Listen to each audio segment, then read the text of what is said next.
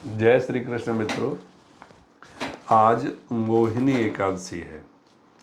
वैसे तो यह एकादशी कल शनिवार को 11:22 से शुरू हो चुकी है और आज दोपहर को 13:50 पर यानी 1:50 पर यह समाप्त हो जाएगी। उसके बाद द्वादशी तिथि लग जाएगी। ऐसी स्थिति में जब सूर्योदय के समय पर जो एकादशी होती है उस दिन व्रत किया जाता है, तो आज इसका व्रत करना चाहिए। आज रविवार के दिन इस एकादशी का व्रत करना चाहिए और पारण कल द्वादशी में सुबह के समय में सूर्योदय के पश्चात कर लेना चाहिए। लेकिन जिन लोगों का कल सोमवार का व्रत या प्रदोष का भी व्रत है तो उन्हें पारण फलाहार से कर लेना चाहिए। आज इस एकादशी के अवसर पर सुबह जग करके संकल्प करेंगे, आज मैं एकादशी का व्रत करूँगा और अपने आहार का भी संकल्प रहें कि मैं निराहार रहूँगा या फलाहार या अल्पाहार जो भी है। लेकिन ये ज़रूर ध्यान रखें कि एकादशी के दिन चावल और अन्न का प्रयोग बिल्कुल ना करें।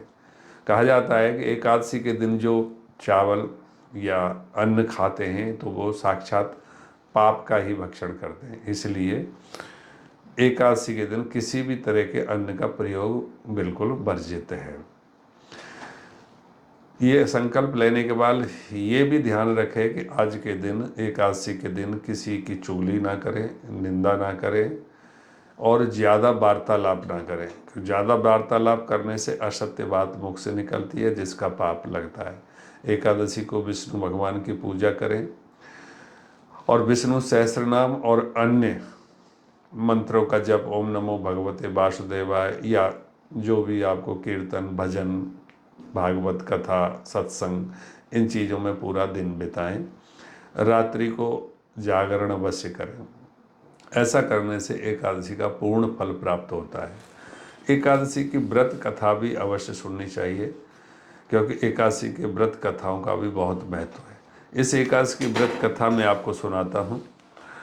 युधिष्ठिर ने पूछा कि जनार्दन, वैशाख मास के शुक्ल पक्ष में किस नाम की एकादशी होती है, उसका फल क्या होता है, उसके लिए कौन सी विधि है। तो भगवान श्री कृष्ण बोले कि हे धर्मराज, पूर्व काल में परम बुद्धिमान श्री रामचंद्र जी ने महर्षि वशिष्ठ जी से यह प्रश्न पूछा था जिसे आज तुम मुझसे पूछ रहे हो। तो श्री राम ने कहा कि भगवान, जो समस्त पापों का क्षय तथा सब प्रकार के दुखों का विनाश करने वाला हो, ऐसा व्रत कोई उत्तम हो तो उसे मैं सुनना चाहता हूँ। तो वशिष्ठ जी बोले कि हे राम, तुमने बहुत उत्तम बात पूछी है। मनुष्य तुम्हारा नाम लेने से ही सब पापों से शुद्ध हो जाता है, तथापि लोगों के हित की इच्छा से मैं पवित्रों में पवित्र उत्तम व्रत का वर्णन करूँगा। वैशाख मास के शुक्ल पक्ष में जो एकादशी होती है उसका नाम मोहिनी होता है और वह सब पापों को हरने वाली और उत्तम है और उसके व्रत के प्रभाव से मनुष्य मोहजाल और समस्त दुखों से निवृत्त हो जाता है। तो इस मोहिनी एकादशी की कथा इस प्रकार है कि सरस्वती नदी के रमणीय तट पर एक भद्रावती नाम की सुंदर नगरी है। वहाँ धृतिमान नामक राजा राज्य करता था। चंद्रवंश में उत्पन्न और सत्य प्रतिज्ञ थे। उन्हीं के राज्य में एक वैश्य रहता था जो धन धान से परिपूर्ण और समृद्धशाली था और उसका नाम था धनपाल। वह सदा पुण्य कर्म में लगा रहता था। उसका दूसरों के लिए वो प्याऊ, कुआं, मठ, बगीचा, दान दक्षिणा, पोखरा और घर बनवाया करता था। भगवान विष्णु की भक्ति में उसका हार्दिक अनुराग था। वह सदा शांत रहता था। उसके 5 पुत्र थे। उन 5 पुत्रों के नाम थे सुमना, द्युतिमान, मेधावी, सुकृत और एक धृष्ट बुद्धि। पहले ज़माने में नाम भी गुणों के अनुसार ही रखे जाते थे। तो इसमें सारे चारों पुत्रों के नाम अच्छे हैं, लेकिन जो लास्ट लड़का है उसका नाम धृष्ट बुद्धि। धृष्ट बुद्धि मतलब अच्छा विनाश बुद्धि, बेकार बुद्धि, खराब बुद्धि। तो धृष्ट बुद्धि जो 5वां था वह सदा बड़े बड़े पापों में ही संलग्न रहता था। जुए आदि दुर्व्यसनों में उसकी बड़ी आसक्ति थी। वह वैश्याओं से मिलने के लिए लालायित रहता था। उसकी बुद्धि ना तो देवताओं को पूजने में लगती थी और ना ही पितरों तथा ब्राह्मणों के सत्कार में। वह दुष्टात्मा अन्याय के मार्ग पर चलकर पिताजी का दिया हुआ जो धन था, क्योंकि पिता समृद्धशाली था, विष्णु पूजक था, तो पैसे की कोई कमी नहीं थी, उसी धन को बर्बाद किया करता था।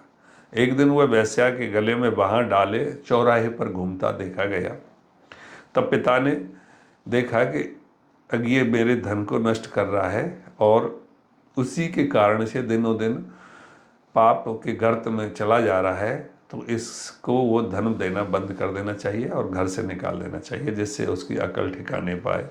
ऐसा उसका हित सोच करके उसे पिता ने उसे घर से निकाल दिया, और तथा और दूसरे बंधु बांधवों ने भी उसका परित्याग कर दिया। जब पिताजी ने निकाले तो अब वह दिन रात दुख और शोक में डूबा हुआ कष्ट पर कष्ट उठाता हुआ इधर उधर भटकने लगा।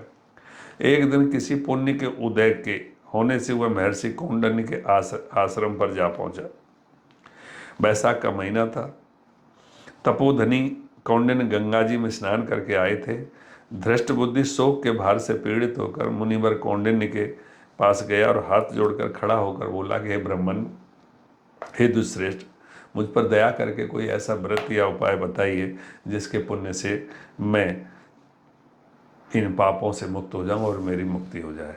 कौंडिन्य ऋषि बोले कि बैसाख के शुक्ल पक्ष में मोहिनी नाम की एकादशी का व्रत करो। मोहिनी को उपवास करने पर प्राणियों के अनेक जन्मों के इकट्ठे हुए मेरु पर्वत के समान भी महापाप नष्ट हो जाते हैं।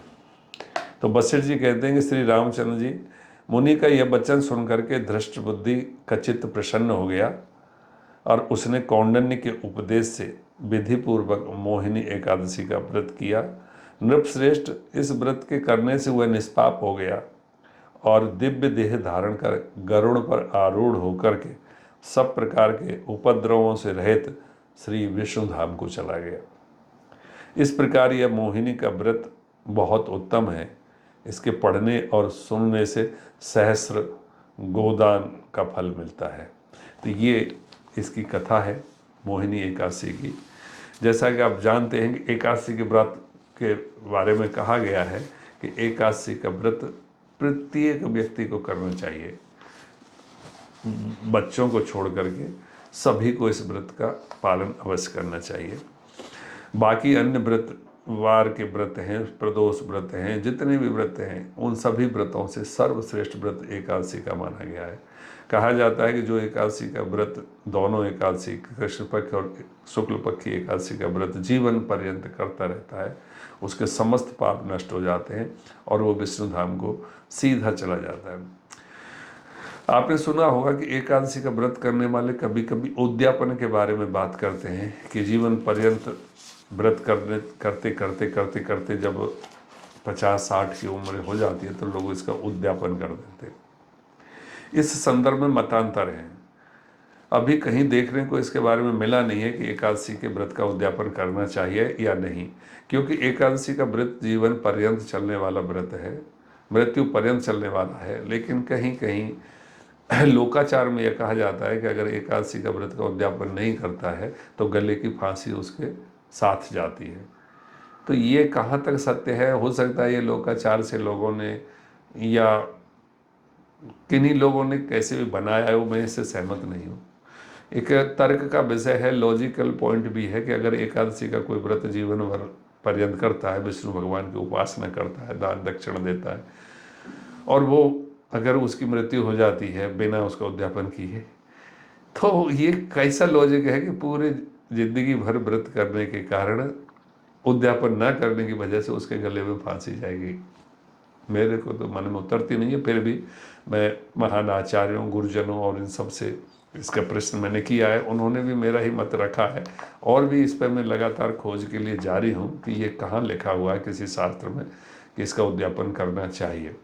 क्योंकि किसी भी व्रत का, ये जो एकादशी एकमात्र व्रत ऐसा है कि उसका उद्यापन करने का विधान मुझे तो कहीं दिखाई दिया नहीं, क्योंकि ये जीवन पर्यंत चलने वाला व्रत है।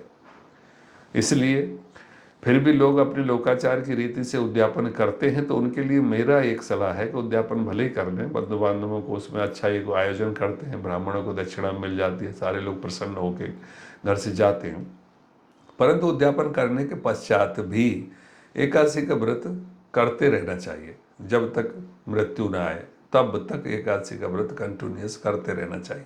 उद्यापन कर दिया तो इसका मतलब ये नहीं कि अब हम जो है एकादशी का व्रत नहीं रखेंगे। वैसे तो उद्यापन का अर्थ ही यही है कि जब भी कोई व्रत या अनुष्ठान संपन्न होता है तो उसके बाद उसको अध्यापन कर दिया जाता है कि अभी वो व्रत संपन्न हो गया। इसके बाद वो व्रत करना ना करना जरूरी नहीं हो जाता है। लेकिन एकादशी के संबंध में मेरा ऐसा मानना है कि अगर लोकाचार की वजह से आपको उद्यापन करना भी पड़ रहा है तो उसमें नुकसान कोई बात नहीं है, परंतु नुकसान तभी है उद्यापन करने के बाद अगर आप एकादशी का व्रत जीवन भर करने के पश्चात और फिर अंत में समय जब आने वाला होता उस समय आप एकादशी का व्रत बंद कर दें। एकादशी का व्रत बंद कभी नहीं करना चाहिए। जब तक सांस है तब तक एकादशी का व्रत चलते रहना चाहिए। ऐसा करने से भगवान विष्णु अवश्य प्रसन्न होते हैं और बहुत ही अच्छा फल मिलता है और सीधा भगवान विष्णु के धाम को जाता है, ऐसा शास्त्रों में वर्णन है। जय श्री कृष्ण, हरिओम। सभी स्वस्थ रहें, सभी प्रसन्न रहें। जय हिंद।